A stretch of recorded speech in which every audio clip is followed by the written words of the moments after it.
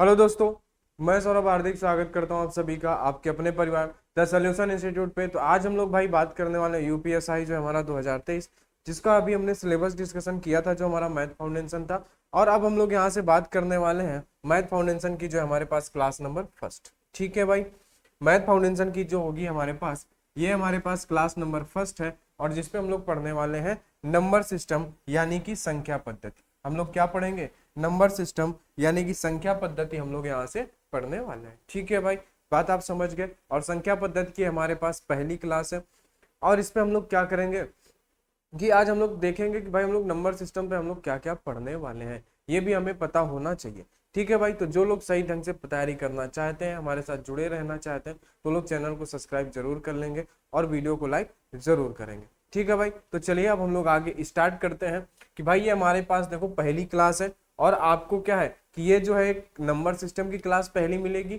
और एक जो हमारा अर्थमेटिक मैथ होता है यानी अंक गणित जो होती है उसमें हम लोग रेशियो एंड प्रोपोर्शन का भी क्लास नंबर फर्स्ट मिलेगा। यानी कि दो क्लासेस आपको यहाँ पे पढ़ने मिलेंगे, एडवांस मैथ की अलग और जो है आपको अर्थमेटिक की अलग। तो जिन्हें भी दोनों क्लासेस पर डे देखनी है वो लोग चैनल के प्लेलिस्ट पे चले जाना, आपको वहाँ पे एडवांस और अरिथमेटिक करके दो प्लेलिस्ट मिल जाएंगी यूपीएसआई करके। ठीक है, और हमारे पास का इन क्लास का सभी क्लास का पीडीएफ आपको टेलीग्राम चैनल पे मिल जाएगा जिसका लिंक आपको डिस्क्रिप्शन पे दिया गया है। तो चलिए सारी बातें हो गई, अब हम लोग स्टार्ट करते हैं अपना आज का टॉपिक नंबर सिस्टम।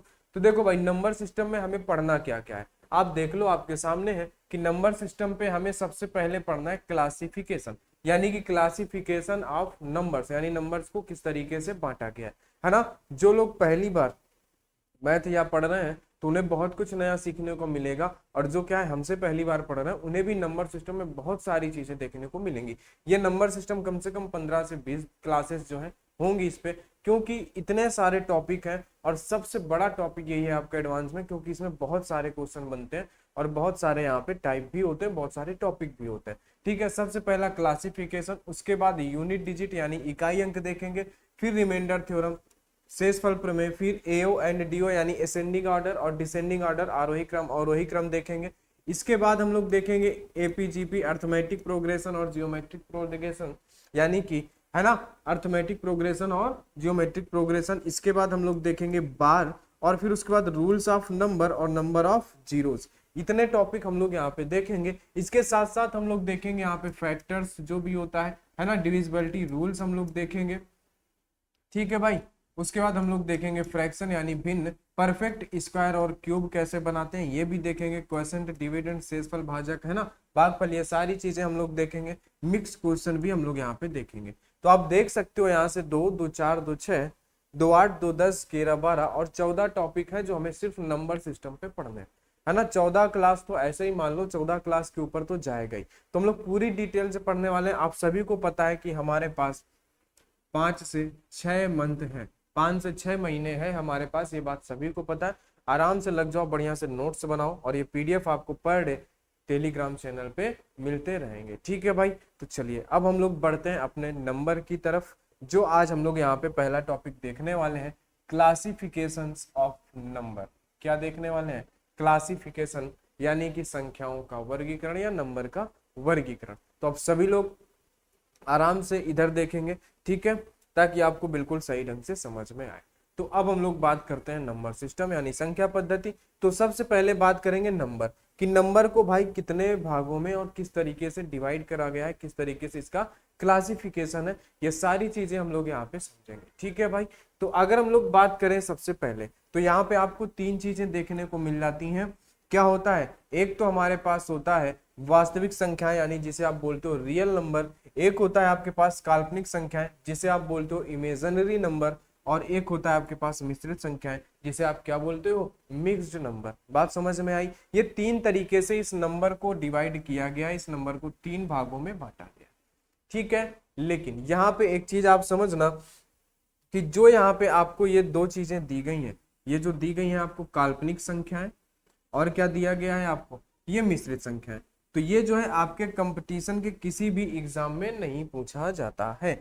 ठीक है भाई, क्या ये आपके कॉम्पिटिटिव एग्जाम में नहीं पूछा जाता है? ये कहाँ पूछा जाता है? जो आईआईटी जेईई या मेडिकल लाइन पे जो जाते हैं उनके एग्जाम में ये आता है। तो भाई एसएससी के किसी भी एग्जाम में इन नंबर्स का कोई मतलब नहीं होता है, हमें सिर्फ पढ़ना है अपना जो है वास्तविक संख्या। ठीक है, बात समझ गए। बाकी हम लोग थोड़ा सा डिटेल इनके बारे में भी समझ लेंगे। ठीक है, लेकिन ये जो होता है ये आपका आता है आईआईटी जे जो मेडिकल लाइन के बच्चे होते हैं उनके एग्जाम में आता है, बाकी आपके एग्जाम में देखने को नहीं मिलता है, तो परेशान मत होना। तो अगर हम बात करते हैं वास्तविक संख्या, सबसे पहला पार्ट हमारे पास वास्तविक संख्या। वास्तविक संख्या हम लोग किसे कहेंगे, है ना। तो वास्तविक संख्याएं क्या होती हैं कि जिन्हें हम लोग, है ना, क्या बोलोगे आप, वे संख्याएं, क्या बोलोगे, वे संख्याएं जिन्हें संख्या रेखा पर क्या किया जा सके, जिन्हें संख्या रेखा यानी कि नंबर लाइन पर दर्शाया जा सके। क्या किया जा सके, वे संख्याएं जिन्हें संख्या रेखा पर दर्शाया जा सके। बात समझ गए, संख्या रेखा पर क्या किया जा सके, संख्या रेखा पर दर्शाया जा सके। बात आप समझ रहे हो, ठीक है, संख्या रेखा पर दर्शाया जा सके। ठीक है भाई, उन्हें आप क्या बोलोगे, उन्हें आप बोलोगे वास्तविक संख्या यानी कि रियल नंबर, जिन्हें हम क्या कर सकते हैं, संख्या रेखा पर दर्शा सकते हैं। जिन्हें नहीं पता संख्या रेखा, वो इस तरीके से आप बचपन में बनाते थे, है ना, इस तरीके से एक आप लाइन खींचते थे, बीच में होता था आपका 0, इधर होता था आपका प्लस का 1, प्लस का 2 और प्लस का 3, ये जाता था डैश डैश आपका प्लस का इन्फिनिटी तक। बात समझ रहे हो। इधर की अगर बात करें तो आपके पास आता है -1, फिर आता है -2, इस तरीके से जाता है ये माइनस इन्फिनिटी तक। बात को समझना आप, ठीक है, -1 से लेके, है ना, इन अनंत तक जाता है, वो भी माइनस इन्फिनिटी तक, और इधर +1 से लेके प्लस इन्फिनिटी तक जाता है। तो ये जो हमारे पास नंबर्स होते हैं, ये हमारे पास क्या होता है, ये होती है हमारे पास नंबर लाइन। इसे आप क्या बोलते हो, इसे आप बोलते हो नंबर लाइन यानी कि संख्या रेखा। क्या होती है ये होती है हमारे पास संख्या रेखा। बात आप समझ गए, क्या होती है संख्या रेखा। इतनी बात आपको समझ में आ गई। तो जिन जिन नंबर्स को आप संख्या रेखा पर दर्शा सकते हो उन्हें आप क्या बोलते हो, वास्तविक संख्या यानी कि रियल नंबर। इतना आपको पता चला, ठीक है। अब देखो काल्पनिक संख्याएं आपकी क्या होती हैं, काल्पनिक संख्याओं को देख लो। तो काल्पनिक संख्याएं क्या होती हैं, काल्पनिक संख्या यानी इमेजिनरी नंबर, है ना। वैसे तो काल्पनिक ये भी होती हैं, लेकिन हम इन्हें पर डे यूज करते हैं, इन्हें हम मानते हैं, इनके आधार पर हम लोग मैथ को लेके चलते हैं 1 2 3 4। लेकिन ये एक इमेजिनरी नंबर होता है। जैसे कि आप बोलो, जैसे आप आई बनाते हो, जिसे आप बोलते हो आयोटा, क्या बोलते हो, आयोटा बोलते हो, है ना, यानी कि इसे क्या बोलते हो, आयोटा। ये होता है आपका एक इमेजिनरी नंबर, जिसे आप आई लिखते हो, यानी कि जो आपके पास होता है आयोटा, इसे आप क्या बोलते हो, इसे आप बोलते हो इमेजिनरी नंबर यानी कि काल्पनिक संख्या। क्या बोलते हो, काल्पनिक संख्या, ये आयोटा होता है। बात इतनी सी बात आपको समझ में आई। किसी को यहाँ पे वास्तविक संख्या में किसी को कोई दिक्कत है क्या, बोलो भाई जल्दी से, किसी को वास्तविक संख्या में कोई दिक्कत है क्या, जल्दी से बता दो, है ना। तो वास्तविक संख्या समझ में आ गया, काल्पनिक संख्या समझ में आ गया। तो अगर आप बात करो आयोटा होता क्या है, तो आयोटा का मान जो होता है ना, आयोटा, आयोटा बराबर होता है √ का -1, है ना। इतना सा आप जान लो, इसी को हम क्या बोलते हैं भाई, इसी को हम बोलते हैं आयोटा, और यही होती है हमारे पास एक काल्पनिक संख्या। क्या होती है ये होती है हमारी एक काल्पनिक संख्या। अब अगर बात करें मिश्रित संख्या के बारे में, मिश्रित संख्या क्या होगी, तो मिक्स्ड नंबर वो होगा जो हमारा इन दोनों नंबर से मिलके बन जाए। जैसे आप मान लो कि आपने ले लिया 3+ का आयोटा, तो ये क्या बन गया, ये बन गया एक मिक्स्ड नंबर। आपने अगर ले लिया 5+ का आयोटा, तो ये क्या बन गया, ये भी बन गया एक मिक्स्ड नंबर। तो ये होता है हमारे पास मिक्स्ड नंबर। बाकी हमें इनके बारे में ज्यादा नहीं समझना है, नॉर्मल से आप यहाँ पे समझ लो कि भाई हमें समझना है सिर्फ वास्तविक संख्या के बारे में, हमें अच्छे से जानना है। बाकी काल्पनिक संख्या आपकी आयोटा होती है, जिसका मान √1 होता है माइनस का, और ये होता है मिश्रित संख्या, मिक्स्ड नंबर, जिन्हें आप क्या है कि वास्तविक संख्या यानी real number plus imaginary number कर दो तो मिक्स्ड नंबर बन जाता है। ठीक है, अगर इन दोनों को आप प्लस करते हो तो ये आपका बन जाता है। बात समझ गए कि नहीं समझ गए, ठीक है भाई।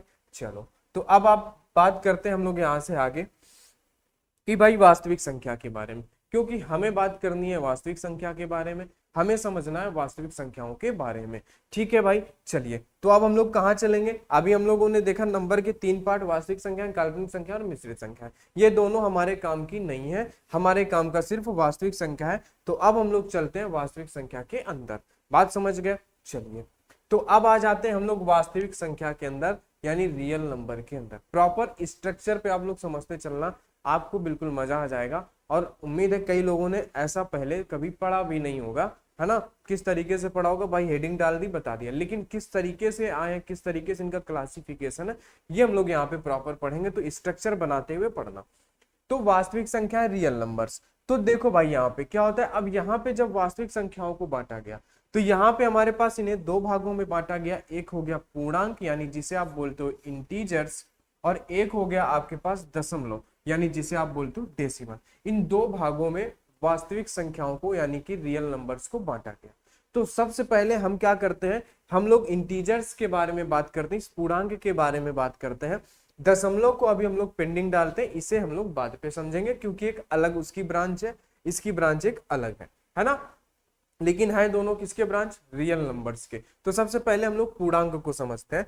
भाई पूर्णांक क्या होता है, कि देखो भाई जो आपके पास एक ये नंबर लाइन होती है ना, ध्यान से समझना, जो ये नंबर लाइन होती है, तो इसमें आपके पास होता है 0, इधर होता है आपके पास प्लस का 1, इधर होता है आपके पास प्लस का 2, और ये डैश डैश जाता है प्लस का इन्फिनिटी तक। इधर होता है आपके पास माइनस का 1, इधर होता है -2, और ये डैश डैश जाता है माइनस का इन्फिनिटी तक। बात समझे। तो अब देखो यहाँ पे जो पूर्णांक आया है ना, तो पूर्णांक को भी इन्होंने क्या किया है, पूर्णांक को भी इन्होंने 3 भागों में बांटा है, ऋणात्मक पूर्णांक, शून्य और धनात्मक पूर्णांक। तो यहां से आप क्या समझोगे, ये जो नंबर लाइन है इसमें जो पूरे आ रहे हैं, ये पूरे क्या है, पूर्णांक है। क्या है ये, माइनस वाला नंबर, 0 और प्लस वाले नंबर, ये सभी क्या है, पूर्णांक है। -1 से लेके माइनस इन्फिनिटी, +1 से लेके प्लस इन्फिनिटी, और साथ में 0, ये सभी क्या है, पूर्णांक है। क्या है, पूर्णांक है। लेकिन इन पूर्णांक को फिर क्या किया गया, इन्हें भी 3 भागों में बांटा गया। बात समझ रहे हो कि नहीं। ये पूरे नंबर्स जो है माइनस से लेके प्लस तक के 0 को साथ में मिला के, ये होता है पूर्णांक आपका। लेकिन अब इस पूर्णांक को भी क्या किया गया, 3 भागों में बांटा गया। कैसे, बीच में हमारा रखा गया 0, बीच में हमारा क्या है, 0 है। 0 से दाहिनी तरफ अगर आप देखते हो तो इधर पॉजिटिव नंबर्स होते हैं। क्या होते हैं, पॉजिटिव नंबर्स। 0 से बाएं तरफ अगर आप देखते हो तो इधर क्या होता है, निगेटिव नंबर होता है। बात समझ गए कि नहीं। दाहिने तरफ आपके पास पॉजिटिव, निगेटिव, बाएं तरफ आपके पास निगेटिव। समझ रहे हो। तो ये जो शून्य से बाएं तरफ आप देखते हो, तो ये होते हैं आपके पास ऋणात्मक पूर्णांक, निगेटिव इंटीजर्स। निगेटिव इंटीजर्स का मतलब -1 से माइनस इन्फिनिटी। बात समझ गए। 0 से दाहिने देखोगे तो आपके पास क्या होगा कि 1 से +1 से लेके प्लस इन्फिनिटी, वो आएगा आपके पास धनात्मक पूर्णांक में। तो बोलो भाई, आपको पूर्णांक भी अच्छे से समझ में आ गया होगा। किसी को कोई दिक्कत है तो बता दो, है ना। किसी को कोई दिक्कत नहीं होनी चाहिए, है ना। किसी को कोई भी प्रॉब्लम होती है आप टेलीग्राम पे मैसेज कर लो, है ना। वहां से आप कोई भी डाउट है आप पूछ सकते हो, वीडियो पे कमेंट कर दो, वहां पे आपको रिप्लाई मिल जाएगा। तो यहाँ से बात हुई पूर्णांक। पूर्णांक हमारे पास -1 से लेके प्लस तक जो भी संख्याएं होती, माइनस इन्फिनिटी से लेके प्लस इन्फिनिटी, 0 को मिला के वो हमारा पूर्णांक होता है। और पूर्णांक को 3 भागों में बांटा गया, ऋणात्मक पूर्णांक, शून्याङ्क और धनात्मक पूर्णांक। बात आपको समझ में आई कि नहीं आई। तो अगर हम 0 के बाएं साइड देखते हैं, लेफ्ट साइड देखते हैं, तो वो हमारा क्या होता है, ऋणात्मक संख्याएं जो होती हैं वो आती हैं ऋणात्मक पूर्णांक पे, यानी कि निगेटिव इंटीजर्स यहाँ पे लिख लेना। ठीक है, निगेटिव इंटीजर्स लिख लेना। ठीक है, ये होता है निगेटिव इंटीजर्स। ये हो गया 0। और अगर प्लस से प्लस इन्फिनिटी तक देखें तो ये होता है हमारे पास पॉजिटिव इंटीजर्स। क्या होता है ये होता है हमारे पास पॉजिटिव इंटीजर्स। बात आपको समझ में आ गई। ठीक है, इतनी बात आपको समझ में आई। ये जो दशमलव है इसे हम लोग अभी समझेंगे, लेकिन पहले हम लोग पूर्णांक की सारी बातें समझ लेते हैं। पूर्णांक इंटीजर आपको समझ में आया कि कोई भी नंबर वो माइनस हो या प्लस हो वो हमारा पूर्णांक होगा। लेकिन जो माइनस है उसे हम लोग ऋणात्मक पूर्णांक बोल देंगे, 0 है वो 0 रहेगा, जो प्लस है उसे हम लोग धनात्मक पूर्णांक बोल देंगे। इतनी बात आप सभी को समझ में आ गई। अब चलते हैं थोड़ा सा इन्हीं पूर्णांक के अंदर। ये देखो, ये पूर्णांक यानी इंटीजर्स, ये प्लस माइनस से जो भी बनी हुई संख्या है उनके बारे में समझते हैं। अब देखिए भाई, यहाँ पे आपके पास क्या है, सबसे पहले है प्राकृत संख्या। ठीक है, ये क्या है भाई मेरे, ये है प्राकृत संख्या। यहाँ पे आप संख्या लिख लेना, इसको सही कर लेना। पहला नंबर है आपके पास प्राकृत संख्या। प्राकृत संख्याएं क्या होती है भाई, नेचुरल नंबर। प्राकृत संख्याएं क्या होती है, एक से लेके अनंत तक जो भी संख्या होती है ना पॉजिटिव वाली, ठीक है, क्या होती है, एक से लेके 1 2 3 4 डैश डैश करके जो भी इंफिनिटी तक संख्याएं होती हैं इन्हें आप क्या बोलते हो, प्राकृतिक संख्याएं बोलते हो। क्या बोलते हो, प्राकृत संख्याएं, नेचुरल नंबर। अब ये कहां से निकल के आई है, एक तरह से अगर आप इसको बोलो ना कि किसका पार्ट है, तो इसको आप बोल सकते हो पॉजिटिव इंटीजर्स का पार्ट है, धनात्मक पूर्णांक का पार्ट है, क्योंकि यहाँ पे कोई निगेटिव नंबर नहीं आने वाला है ना। इन जो है ना इसको आप एक तरीके से कह सकते हो कि ये किसके पार्ट है, ये पॉजिटिव इंटीजर्स यानी धनात्मक पूर्णांक के पार्ट आप इनको बोल सकते हो। ठीक है भाई, बात समझ गए। तो नेचुरल नंबर यानी प्राकृत संख्या 1 2 3 4 डैश डैश करके इंफिनिटी यानी 1 2 3 4 से लेके डैश डैश इन अनंत तक की जो भी संख्याएं हैं वो क्या होती हैं, वो होती है हमारे पास नेचुरल नंबर। अगर पूर्ण संख्या की बात करें, अगर हम लोग किसकी बात करें, पूर्ण संख्या होल नंबर की बात करें, तो इसका मतलब होता है 0 1 2 3 4 डैश डैश क्या होता है, ये भी जाता है हमारा अनंत तक, यानी ये भी जाता है इंफिनिटी तक। बात आप समझ गए कि नहीं, बात आपको समझ में आई। पूर्ण संख्या होल नंबर का मतलब क्या है, 0, इसके साथ 0 ऐड हो जाएगा, जो भी नेचुरल नंबर है उसके साथ 0 ऐड कर दो, वो होल नंबर बन जाएगा। 0 से लेके अनंत तक की जो भी संख्याएं होंगी वो कहलाएंगी आपके पास होल नंबर, यानी कि वो कहलाएंगे आपके पास पूर्ण संख्याएं। बात समझ गए कि नहीं समझ गए, ठीक है भाई। चलो अब बात करते हैं अभाज्य संख्याएं। अभाज्य संख्याएं क्या होती हैं, तो देखो अभाज्य संख्याएं वे संख्याएं होती हैं जिनमें स्वयं, है ना, जिनमें क्या होता है एक और स्वयं के अलावा किसी का भाग ना जाए, उन्हें आप क्या बोलोगे, उन्हें आप बोलोगे अभाज्य संख्याएं, है ना। और इन्हें एक चीज याद रखना, पेपर में कभी कभी ऋण संख्याएं भी लिख देता है, तो इसे भी आप याद कर लेना कि ऋण संख्याएं भी इसे हम लोग बोलते हैं, है ना। प्राइम नंबर इंग्लिश में बोलते हैं। प्राइम नंबर मतलब अभाज्य संख्याएं, ऋण नंबर मतलब भी अभाज्य संख्याएं ही होता है। बात समझ गए। अभाज्य संख्या क्या होती है, ऐसी संख्या जो एक या फिर स्वयं के अलावा किसी और नंबर से डिवाइड नहीं होती है, वो क्या कहलाती है, वो कहलाती है अभाज्य संख्या। या तो आप इसको ऐसे भी कह सकते हो, जो नंबर एक और स्वयं के अलावा, है ना, या कह सकते हो कि जो एक और स्वयं से डिवाइड होती है वो क्या होती है, हमारे पास अभाज्य होती है। या तो बोल सकते हो जो एक या स्वयं के अलावा किसी और नंबर से नहीं डिवाइड होती है वो अभाज्य होती है। एग्जाम्पल अगर देखें तो एग्जाम्पल आप देख सकते हो, 2 हो जाएगा, 3 हो जाएगा, 5 हो जाएगा, 7 हो जाएगा, 11 हो जाएगा, 13 हो जाएगा, ठीक है, 17 हो जाएगा, 19 हो जाएगा, डैश डैश ये कहाँ तक चला जाएगा, इन्फिनिटी यानी कि अनंत तक चला जाएगा। बात समझ गए। तो ये हो गई हमारे पास क्या, अभाज्य संख्या। इनमें देखो या तो एक का भाग जाएगा या तो फिर स्वयं का जाएगा, उसके अलावा किसी का भाग नहीं जाता है, वो हमारे पास क्या होती हैं, वो होती है हमारे पास अभाज्य संख्याएं। बात आप समझ गए सभी। चलो अब अगर बात करते हैं हम लोग यहाँ पे भाज्य संख्याएं यानी कि यौगिक संख्याएं क्या होती हैं, तो कंपोजिट नंबर, इन्हें आप क्या बोलते हो, कंपोजिट नंबर। ये हो गई प्राइम नंबर, ये है कंपोजिट नंबर, और साथ में इन्हें आपको एग्जाम में क्या देखने को मिल जाता है, यौगिक संख्याएं भी देखने को मिल जाता है कि इन्हें हम लोग जो भाज्य संख्याएं हैं इन्हें हम लोग यौगिक संख्या भी बोलते हैं। कुल बात समझ गए आप। चलो तो ये भाज्य संख्याएं क्या होती हैं, ऐसी संख्याएं जिनमें एक स्वयं के अलावा किसी अन्य संख्या का भी भाग चला जाए, उसे हम लोग बोलते हैं भाज्य संख्या। इसका एग्जांपल देख लो कि इसका एग्जांपल होगा 4, ठीक है, इसके बाद आ जाएगा आपके पास 6, इसके बाद आ जाएगा 8 9 10, ठीक है, 12 डैश डैश करके अनंत तक चला जाएगा। बात समझ गए कि नहीं, डैश डैश डैश करके ये अनंत तक चला जाएगा। ये हो गई भाज्य संख्याएं। बोलो बात समझ में आई कि नहीं आई। अभाज्य संख्याएं क्या थी, वे संख्याएं जिनमें एक या स्वयं के अलावा किसी और संख्या का भाग नहीं जाता है, वो अभाज्य संख्या कहलाती है। भाज्य संख्याएं क्या थी, वे संख्याएं जिनमें एक और स्वयं के अलावा किसी अन्य नंबर का भी भाग चला जाए, वो क्या कहलाता है, वो हमारा कहलाता है भाज्य संख्याएं। ठीक है, अब देखो 2 में भाग दोगे, 4 में भाग दोगे, 1 का भी जाएगा, 2 का भी जाएगा, 4 का भी जाएगा, यानी इनमें नंबर 2 का भी भाग चला जाएगा, यानी ये भाज्य संख्या है। आप किसी को भी देखो सभी क्या हो जाएंगे, ये भाज्य संख्याएं हो जाएंगी। चलो अब सभी के मन में अभी आ रहा होगा कि भाई एक हमारा क्यों नहीं लिया गया, है ना। एक हमारा देखो, एक जो है हमारा ये भाज्य संख्या में अभाज्य में भी नहीं आता है और ये हमारा भाज्य में भी नहीं आता है। क्यों नहीं आता है, इसके पीछे एक लॉजिक है, उसको भी हम लोग समझेंगे। ठीक है भाई, बात समझ गए, क्यों नहीं आता ये हम लोग अभी समझेंगे। और देखो, अगर आपसे बोलता है कि भाई सबसे छोटी, या बोलता है कि ऐसी कौन सी है ना, या बोलता है कि सम संख्या बताओ जो अभाज्य है, तो आप बोलोगे कि भाई 2 है। यही सबसे छोटी अभाज्य संख्या 2 है और यही एकमात्र सम संख्या है जो आती है अभाज्य संख्या में, है ना। यही एकमात्र सम संख्या है जो अभाज्य संख्या में आती है। बाकी इसके आगे सारी भी, कोई भी कितनी भी बड़ी नंबर ले लो, वो सभी क्या होंगी, विषम संख्याएं ही होंगी।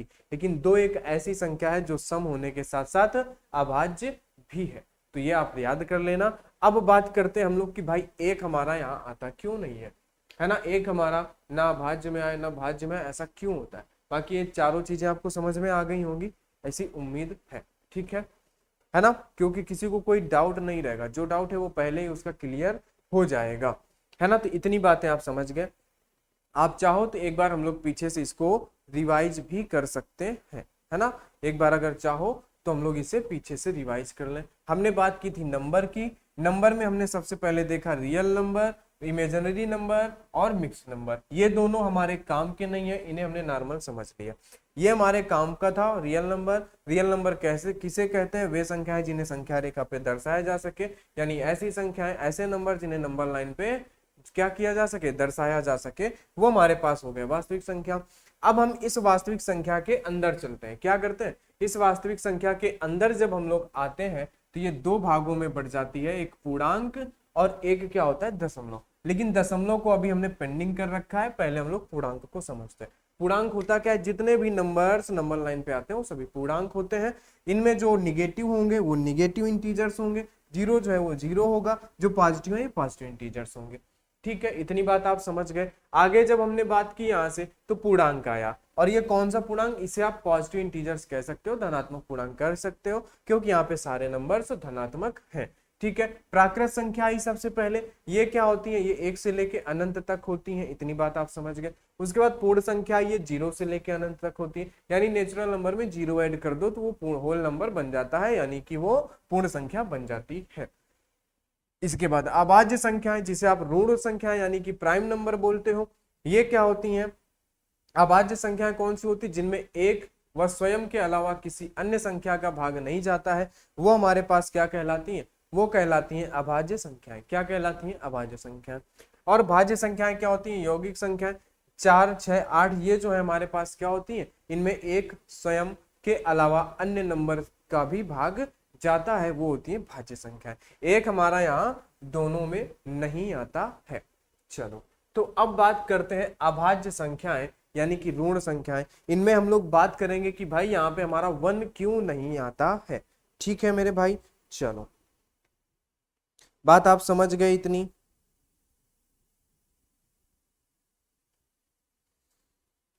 ठीक है भाई, चलो, अब हम लोग बात कर लेते हैं यहां से अभाज्य संख्याएं यानी ऋण संख्या। देखो, अभाज्य संख्याएं वे संख्याएं होती हैं जिनमें एक और स्वयं का भाग जाता है।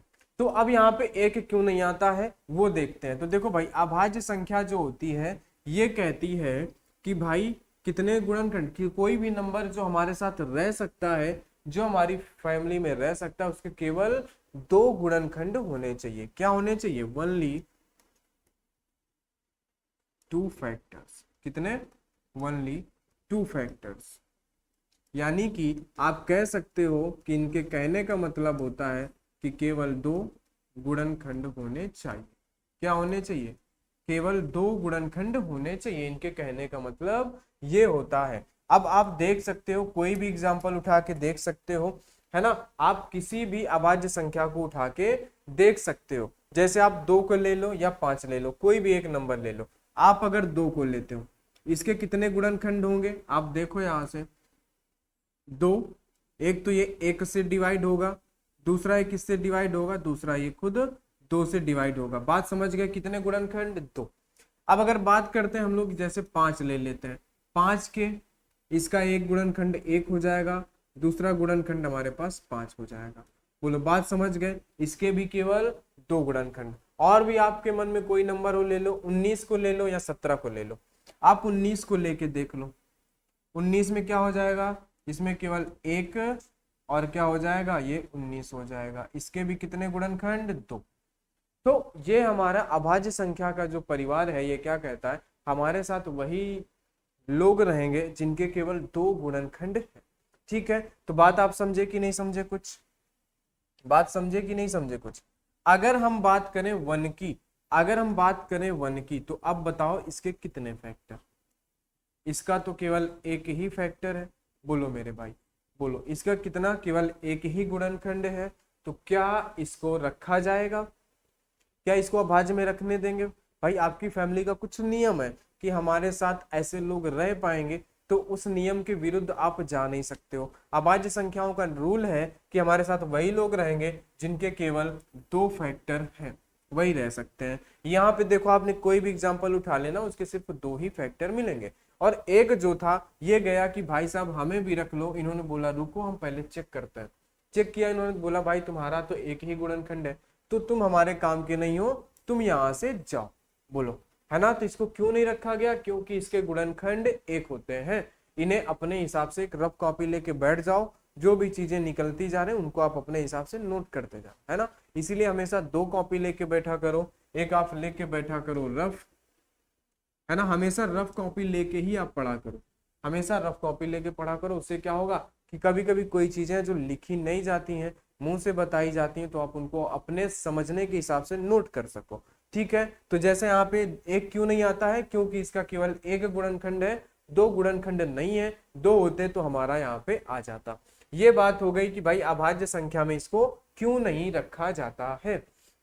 अब अगर बात करें, है ना, भाज्य संख्या की, तो देखो भाज्य संख्या यानी जो यौगिक संख्या है, ये क्या कहती हैं कि भाई इसमें कम से कम 3 फैक्टर्स होना चाहिए। कितने, कि भाई इन्होंने बोला कि मिनिमम 3 फैक्टर्स।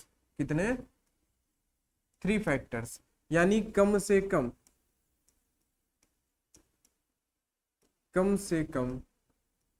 3 गुणनखंड होना चाहिए। कम से कम कितने, कम से कम 3 गुणनखंड होने चाहिए। आगे कितने भी हों उससे हमें फर्क नहीं पड़ता है, लेकिन कम से कम हमारे पास 3 गुणनखंड होना चाहिए, ये इनके कहने का मतलब है। बात समझ गए, तो आओ चेक कर लेते हैं, है ना। अभाज्य संख्या में कोई भी, भाज्य संख्या में कोई भी उठा लो, 4 को ही उठा लो आप सबसे पहले। इसका तो एक गुणनखंड हो जाएगा सबसे पहले 1, दूसरा इसका गुणनखंड हो जाएगा जो कि है 2, तीसरा इसका गुणनखंड हो जाएगा जो कि है 4। बोलो बात आप समझ गए कि नहीं समझ गए, इतनी बात आपको समझ में आ गई। इसके बाद आप उठा लो 6 को, या आप उठा लो किसे, चलो आप किसी में से आप 9 को उठा लो, है ना। आप 9 को ले लो, आ जाओ यहाँ पे आप 9 को लेके देख लो। 9 में क्या हो जाएगा, ये 1 हो गया और 3 भी हो जाएगा, और इसके बाद खुद 9 हो जाएगा। अगर आप 12 को लेना चाहो, आप 12 को लेके देख लो। एक तो हमारा 1 हो जाएगा, दूसरा हमारा 2 हो जाएगा, और तीसरा हमारा क्या हो जाएगा, 3 हो जाएगा, और यहाँ पे हमारा 4 हो जाएगा। ठीक है, इसके बाद हमारा 6 हो जाएगा, इसके बाद हमारा 12 हो जाएगा। ठीक है, तो कुछ लोगों के मन में आएगा कि सर आपने बोला था कम से कम 3, है ना। तो हाँ, कम से कम हमारे पास 3 होने चाहिए, ज्यादा से ज्यादा कितने भी हों उससे फर्क नहीं पड़ता। लेकिन अभाज्य संख्या में क्या था, सिर्फ 2 होने चाहिए, ओनली 2 फैक्टर्स होने चाहिए। लेकिन यहाँ पे मिनिमम, है ना, 3 फैक्टर्स, यानी कम से कम 3 गुणनखंड होने चाहिए। बात समझ गए, ज्यादा कितने भी हो, मैक्सिमम कितने भी हो चलेगा। तो अब यहाँ पे 1 आया कि भाई साहब हमें भी देखो रख लो।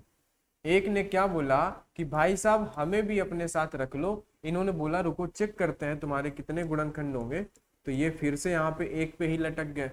तो बोला देखो हमारे पास रहने के लिए कम से कम 3 गुणनखंड होने चाहिए, जो आप इस शर्त को पूरा नहीं करते हो, इसलिए हम आपको यहाँ पे नहीं रखेंगे। इसलिए हम क्या है, इसलिए हम आपको यहाँ पे नहीं रखेंगे, इसलिए आप यहाँ से जाओ।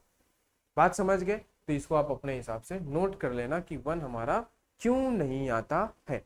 बात समझ गए क्या। चलो अभी कुछ लोगों के मन में डाउट होगा कि अभाज्य संख्याओं के बारे में बता दो कि अभाज्य संख्याएं 1 से 50 तक कितनी होती हैं, है ना। ये चीजें हम लोग यहाँ पे देख लेते हैं। देखो भाई 1 से लेके 50 तक कितनी अभाज्य संख्या है, फिर 1 से लेके 1 सेकंड, फिर क्या होगा 51 से लेके 100 तक कितनी अभाज्य संख्या है, फिर क्या हो जाएगा 1 से लेके 100 तक कितनी अभाज्य संख्या है।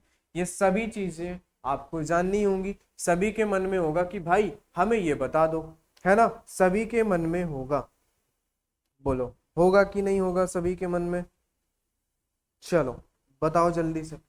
तो आप कहोगे हाँ है, तो हम भी कहेंगे बता देते हैं। 1 से 50 तक कितनी अभाज्य संख्या है, 15। 51 से 100 तक कितनी अभाज्य संख्या है, 10। 1 से 100 तक इन दोनों को जोड़ दो तो कितना हो जाएगा, 25। कितनी हो जाएंगी, यहाँ से हो जाएंगी ये 25। बोलो बात समझ गए कि नहीं। 1 से 50 तक 15, 51 से 100 तक 10, 1 से 100 तक की 25। बोलो बात समझ गए। ये होती है आपके पास अभाज्य संख्या। 1 से 50 तक 15 हो जाएंगी, 1 से लेके 51 से 100 तक 10 हो जाएगी। बोलो बताओ भाई जल्दी से, बोलो। अगर आप बात करो 1 से लेके 200 तक तो कितनी होंगी, और 1 से लेके 1000 तक तो कितनी होंगी, बताओ जल्दी से। 1 से लेके 200 तक हो जाएंगी आपके पास 46, 1 से लेके 1000 तक 168 अभाज्य संख्याएं होंगी।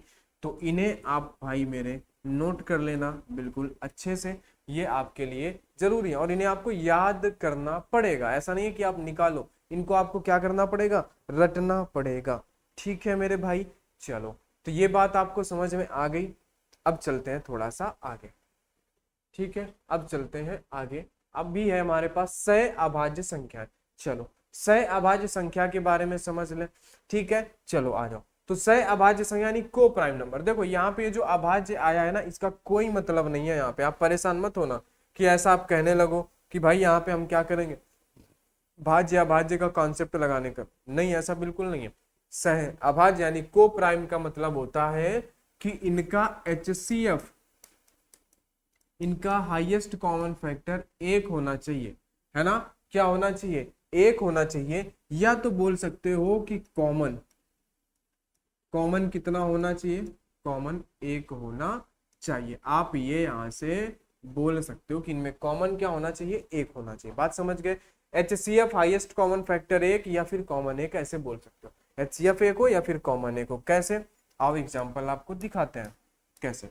जैसे आपने लिया, मान लो कि पहला एग्जाम्पल आपने लिया 2 और 3।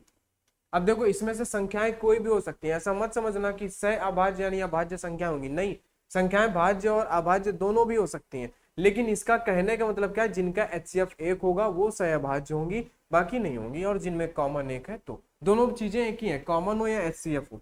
पहला एग्जाम्पल आपने ले लिया, दूसरा एग्जाम्पल ले लो 2 और 4, जल्दी से बताते जाओ। अगला एग्जाम्पल ले लो आप 3 और 103। अगला एग्जाम्पल ले लो आप, कुछ भी ले लो, है ना, 11 और 17 ले लो। अब बताना है आपको इनमें से कौन सी को प्राइम नंबर है, सहभाज्य संख्या है। तो देखो यहाँ पे 2 और 3 जिनमें कॉमन सिर्फ 1 हो, इनमें कॉमन निकालोगे आपको क्या मिलेगा, कॉमन सिर्फ 1 मिलेगा, यानी ये सह अभाज्य संख्या है। कॉमन क्या है, देखो दो के आप फैक्टर करोगे या 3 के, दोनों के जब फैक्टर करोगे कॉमन आपको सिर्फ 1 ही मिलेगा। क्या मिलेगा, कॉमन सिर्फ 1 मिलेगा। इसके बाद अगर 2 और 4 के फैक्टर करोगे तो यहाँ पे तो 1 भी कॉमन हो जाएगा और 2 भी कॉमन हो जाएगा, यानी ये सह अभाज्य संख्या नहीं होगी। क्योंकि 2 के फैक्टर करोगे 1 और 2 आएगा, 4 के फैक्टर करोगे 1, 2 और 4 आएगा, यानी ये यहाँ पे क्या हुआ कि कॉमन सिर्फ 1 होना चाहिए, 1 से ज्यादा कुछ भी नहीं होना चाहिए, कॉमन हमारा 1 होना चाहिए। लेकिन यहाँ पे कॉमन 1 और 2 हो जाएगा, इसलिए ये सहअभाज्य संख्या नहीं होगी। यहाँ पे आ जाओ, यहाँ पे कॉमन सिर्फ हमारे पास 1 होगा, इसलिए ये अभाज्य सहअभाज्य संख्या होगी। यहाँ पे भी कॉमन सिर्फ हमारा 1 होगा, इसलिए सहअभाज्य संख्या होगी, क्योंकि इसका गुणनखंड कितने होंगे, 1 × 17, इसके 1 × 11, इसका गुणनखंड 1 × 17, जो कि दोनों में से सिर्फ एक ही कॉमन है ना। तो वो संख्या क्या होती है, सहअभाज्य संख्या होती है। बात समझ गए। चलो अब बात करते हैं थोड़ा सा आगे, शांत दशमलव। देखो हमने क्या किया, पीछे से अगर बात करें, हमने क्या किया कि हमने यहाँ से हमने पूर्णांक उठाया, पूर्णांक को हमने तीनों पार्ट समझे, उसके बाद धनात्मक पूर्णांक जो था उसको समझा, प्राइम अभाज्य संख्या में 1 क्यों नहीं आता उसको समझा, भाज्य में क्यों नहीं आता उसको समझा, सह अभाज्य उसको समझा। अब हम लोग चलेंगे डेसिमल। अब हम लोग कहाँ चलेंगे, दशमलव के बारे में जो हमने छोड़ रखा था। दशमलव में आते ही हमें दो चीजें पता चलती हैं, शांत दशमलव यानी कि टर्मिनेटिंग डेसिमल, एक होता है अशांत दशमलव यानी नॉन टर्मिनेटिंग डेसिमल। देखो इनका एक शांति से एक पहले एग्जांपल देखो फिर बात करते हैं। जैसे 1/2 इसका मतलब क्या हो जाएगा 0.5, यहाँ पे 1/3 इसका मतलब कितना हो जाएगा 0.33 डैश डैश अनंत। ध्यान से समझना, शांत मतलब शांत क्या कि कोई भी ऐसा कोई नंबर होता है जब किसी पे भाग देते तो एक कहीं ना कहीं जाके वो पूरा डिवाइड हो जाता है, कट जाता है, उसे आप क्या बोलते हो शांत। जैसे कि आपने यहाँ पे देखा, कि 1/2 क्या हुआ, कुछ समय बाद जाके वो शांत हो गया, पूरा डिवाइड हो गया। यानी जो नंबर पूरा पूरा डिवाइड हो जाए उन्हें हम क्या बोलेंगे, शांत दशमलव बोलेंगे। उसके बाद अशांत मतलब क्या, ये देखो यहाँ पे अब 3 ये पता नहीं कब तक अनंत तक जाएगा, यानी ये शांत बैठने वाला नहीं है, ये हमारा हो जाता है अशांत दशमलव। क्या हो जाता है, अशांत दशमलव हो जाता है। ठीक है, तो अगर बात करें शांत दशमलव की, इसमें तो कोई दिक्कत नहीं है। अगर अशांत दशमलव की बात करें तो अशांत दशमलव में हमारे पास दो चीजें होती हैं। ठीक है, अशांत दशमलव में दो चीजें होती हैं, चलो इनको देख लो। एक होता है एक होता है रिपीटिंग, है ना, क्या होता है, एक होता है रिपीटिंग नॉन टर्मिनेटिंग डेसिमल। क्या होता है रिपीटिंग, जो क्या करता है बार बार रिपीट करता है। यहां पे लिख लेना आप, ठीक है, यहां पे लिख लेना रिपीटिंग, और बाकी आगे यही रहेगा नॉन टर्मिनेटिंग डेसिमल। ठीक है, सिर्फ यहाँ पे कितना ऐड हो जाएगा, रिपीटिंग नॉन टर्मिनेटिंग डेसिमल। ये इसका एक पहला पार्ट हो जाएगा। बात आप समझ गए कि नहीं, इसका क्या हो जाएगा मेरे भाई, इसका जो है कि इसको पहले पार्ट बोल सकते हो, है ना, रिपीटिंग नॉन टर्मिनेटिंग डेसिमल। इसके बाद अगर आप इसको बोलो तो इसको आप बोल सकते हो नॉन रिपीटिंग। क्या हो जाएगा, ये हो जाएगा नॉन रिपीटिंग और नॉन टर्मिनेटिंग डेसिमल। ठीक है, इसे भी ऐसे ही लिख लो कि रिपीटिंग नॉन टर्मिनेटिंग डेसिमल। ठीक है, ध्यान से समझना। ये तो अशांत दशमलव आपने समझ लिया कि जो भाग जाता रहे। अब देखो यहाँ पे एक बात समझो, एग्जाम्पल अगर इसका देखो, जैसे आपने यही देख लिया कि भाई 0.5 हो गया, है ना, या फिर 0.12 हो गया, कुछ भी ले लो, है ना, या फिर 0.123 हो गया। जैसे मानो कि ये क्या हो रहा है, ये कुछ समय बाद जाके समाप्त हो रहा है, तो ये क्या हो जाते हैं, शांत दशमलव हो जाते हैं। ध्यान से समझना, है ना।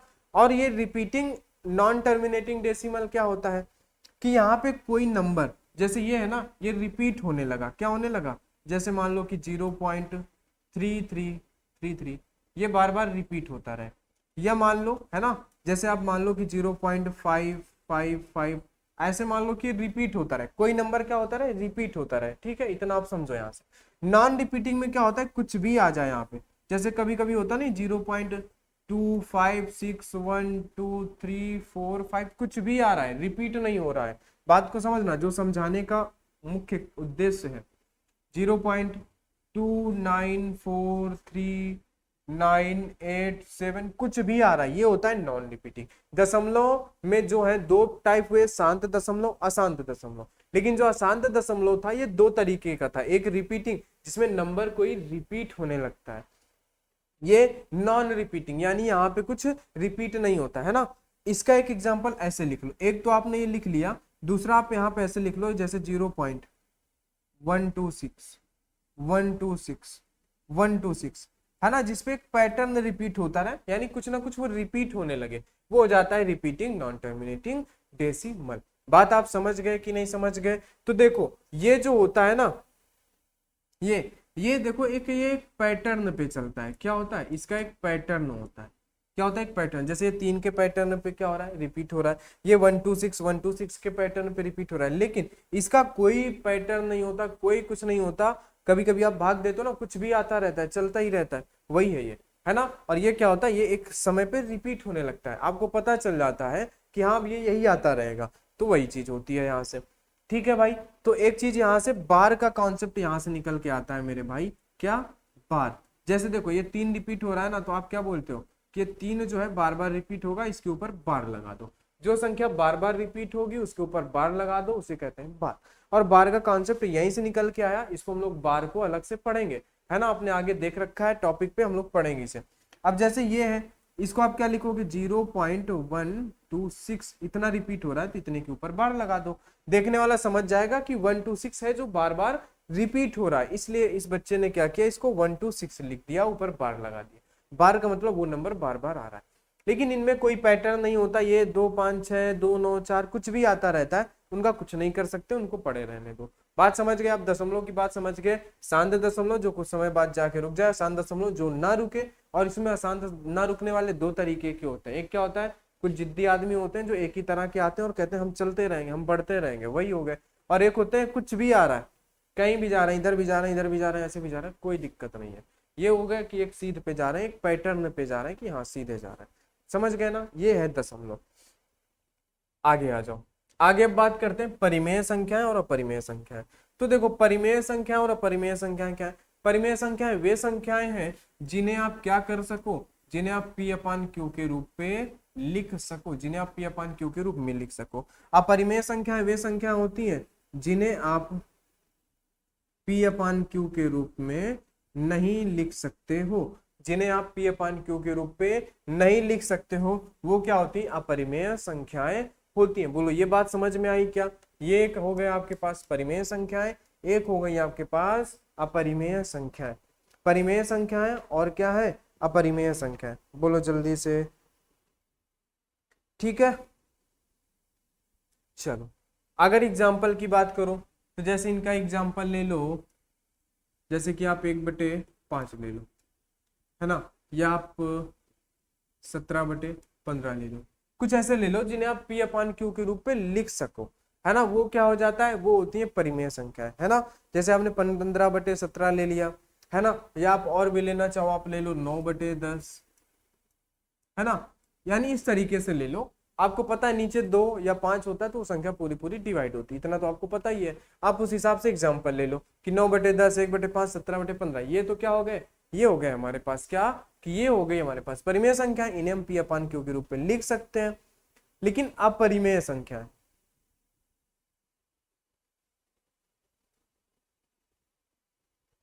ठीक है, आ जाओ। अपरिमेय संख्या में क्या होता है, जैसे आपके पास हो गया √2।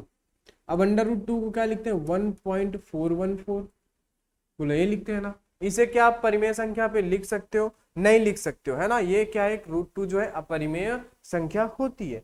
क्या होती है, जैसे कि 0.414, ये क्या हो गया, एक अपरिमेय संख्या हो गई। √3 का मान क्या होता है, 1.732, यही होता है क्या, एक बार देख लेना इसको सही है कि नहीं। √3 जैसे हो गया, ये भी एक क्या है, अपरिमेय संख्या है। अगर √4 की बात करें, √4 की बात करें तो क्या होगा, इसको जब √4 लिखते हो बाहर क्या आ जाता है, 2 आ जाता है। अगर आप इसके नीचे 1 लगा दो तो ये परिमेय संख्या बन सकती है। अगर कोई नंबर लिखा है, जैसे 4 लिखा है, इसके नीचे 1 लगा दोगे तो ये परिमेय हो जाएगी। अगर कोई नंबर 5 लिखा है, नीचे 1 लगा दोगे, परिमेय हो जाएगी। तो जो कोई पूर्ण वर्ग हो, तो जो क्या है कि जो घनमूल के बाहर आ जा रहा है, जो यहाँ पे क्या हो रहा है, स्क्वायर के जो बाहर आ रहा है, अगर कोई पूर्ण संख्या बाहर आ रही है तो भाई उसके नीचे 1 लगा दोगे तो परिमेय हो जाएगी। यानी कि ये जो है अपरिमेय पे इसको नहीं रखोगे। बात आप समझ गए ना, इतनी सी। अब अच्छा बात करते हैं पाई के बारे में। किसके बारे में, एक थोड़ा सा हम लोग यहाँ से पाई के बारे में। पाई का एक मान 22/7। दूसरा मान क्या होता है, एक मान तो आपको पता है कि पाई का एक मान हमारे पास हो गया 22/7। दूसरा क्या होता है, 3.1415। ये कुछ अनंत तक ऐसे जाता है, ठीक है। तो देखो अगर आप पाई का ये वाला मान लिखो, क्या लिखो, अगर आप पाई बराबर 3.1415 लिखो तो ये तो एक अपरिमेय संख्या है। ज्यादातर तो हम यही यूज करते हैं ना, 3.1415 ये इसकी एक्चुअली मान होता है। लेकिन ये जो 22/7 होता है ना, इसका एक लगभग मान होता है। क्या होता है? लगभग मान होता है। अगर कहीं पे आपको अगर 22/7 अगर ऐसे लिखा मिल जाए तो इसको आप क्या बोलोगे? इसको आप बोलोगे कि ये परिमेय संख्या है, इसे हम P/Q के रूप पे लिख सकते हैं। लेकिन अगर पाई के उद्देश्य पे बोला जाता है 3.1415, तो इसको आप फिर क्या बोलोगे कि ये जो है ये अपरिमेय संख्या है। लेकिन 22/7 इसका एक लगभग मान है जो इसके बराबर नहीं है, लगभग बोला गया है। जब 22/7 की बात आती है तो वो क्या होती है? परिमेय संख्या होती है। बात समझ गए? लेकिन ये जो है अपरिमेय संख्या होती है जिन्हें P/Q के रूप पे नहीं लिख सकते हैं। बात समझ गए कि नहीं समझ गए? अच्छा पीछे देखो कि ये जो है इसे आप लिख सकते हो, है ना। अगर इसका आप पॉइंट हटाओ तो 5/10 इसको लिख सकते हो, पॉइंट हटाओ तो आप क्या लिख सकते हो? 12/100 लिख सकते हो इसको। इन्हें P/Q के रूप में लिख सकते हो। यानी कि ये जो है ये तो परिमेय संख्याएं होती हैं। ये क्या होती है? ये आपके पास परिमेय होती हैं। अगर बात करें कि पैटर्न पे जो रिपीट होता है इसको भी लिख सकते हो आप बटे पे, तो ये भी क्या होता है? ये भी एक परिमेय होती है, ये भी एक परिमेय संख्या होती है। लेकिन इनको अब कैसे बटे पे लिखोगे? ये तो ना जाने कहां तक चले जा रहा है। इसमें बार लगाने की वजह से तो हमने इसको रोक लिया, ठीक है। तो ये हमारे पास क्या होता है? ये एक अपरिमेय होता है। क्या होता है? ये जो है ये अपरिमेय होती है। ये दोनों क्या होता है? परिमेय हो जाते हैं। तो बात आपको समझ में आ गई क्या? इतनी बात आपको समझ में आई क्या? बोलो जल्दी से, इतनी बात आपको समझ में आई क्या? अच्छा समझ में आ गई। हमने कहां से स्टार्ट किया था मेरे भाई? हमने स्टार्ट किया था नंबर सिस्टम से, जो हमें इतने टॉपिक पढ़ने हैं। आज हमने पढ़ा यहाँ पे क्लासिफिकेशन। क्लासिफिकेशन में नंबर से देखे हमारे पास 3 तरह के होते हैं। उसके बाद हमने यहाँ पे देखा, ठीक है भाई, क्या देखा कि वास्तविक संख्या यानी कि रियल नंबर्स जो होते हैं उनको हमने देखा। उनमें पूर्णांक देखा सबसे पहले। पूर्णांक के बारे में सारी चीजें हमने समझ ली यहाँ से। उसके बाद फिर हमने बात की यहाँ से किसके बारे में? दशमलव के बारे में। और दशमलव के बारे में भी हमने सारी चीजें यहाँ से समझ ली हैं भाई। तो आज का जो टॉपिक था हमारा क्लासिफिकेशन, ये हमारा यहाँ तक समाप्त होता है। तो कितने लोगों को जो है आज पढ़ के मजा आया जिन्होंने पहली बार इस तरीके से नंबर्स का क्लासिफिकेशन पढ़ा है? बचपन वाली यादें जिसकी ताजी हो गई हैं वो एक बार कमेंट पे जरूर करेंगे। और वीडियो को दोस्तों के साथ भाई शेयर कर देना और लाइक जरूर करना। और चैनल को प्लीज सभी लोग सब्सक्राइब जरूर करना, सपोर्ट जो है जरूर करना। तो आगे कल हम लोग बात करेंगे यूनिट डिजिट के बारे में, इकाई अंक के बारे में। वहां भी आपको बढ़िया से बढ़िया पढ़ाया जाएगा। तो आप लोग हमारे साथ जुड़ते रहिए। चलिए भाई, वीडियो में लास्ट तक बने रहने के लिए सभी को बहुत बहुत धन्यवाद। मिलते हैं हम लोग नेक्स्ट वीडियो में। इसका PDF आपको टेलीग्राम पे मिल जाएगा, उसका लिंक आपको डिस्क्रिप्शन पे दिया गया।